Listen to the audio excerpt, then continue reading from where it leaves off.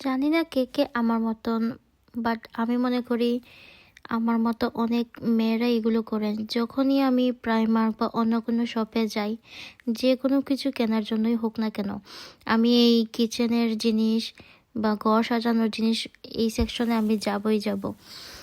আমি কিনি আর না কিনি, আমি দেখবো ওদের কালেকশন নতুন কি অ্যাড হয়েছে, এগুলো দেখতেই আমার ভালো লাগে আসলে। জানি না, এগুলোর জন্য একটা আলাদাই অনুভূতি কাজ করে। আমি না, হয়তো অনেক মেয়েদেরই এই দিকে একটু দুর্বলতা কাজ করে।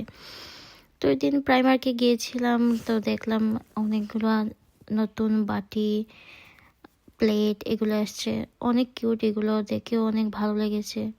এই চপিং বোর্ডটাও দেখেছিলাম, চপিং বোর্ডটা আমার ভালো লেগেছে, কিন্তু আমার বাসায় ছিল যার জন্য আমি আর আনিনি। এই সবগুলো আমি একটা একটা করে দেখছিলাম, কিছুই কেনার ছিল না আসলে, কিন্তু তারপরও দেখছিলাম, ভাবলাম একটু ভিডিও করি। এগুলো অনেক কিউট লাগছিল। এই পার্টিগুলো আমার কাছে অনেক বেশি ভালো লেগেছে, কিন্তু ওই দিন কিনি নাই।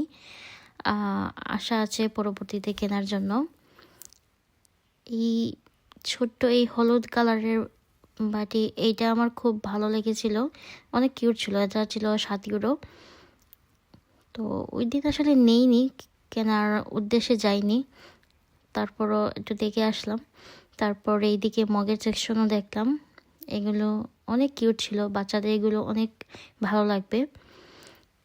তো আমার মতো কে কে আছেন এগুলো দেখতে এবং কিনতে অনেক ভালোবাসেন, অবশ্যই কমেন্ট করে জানাবেন। তো আজকের মতো এতটুকুই। ধন্যবাদ সবাইকে ভিডিওটি দেখার জন্য।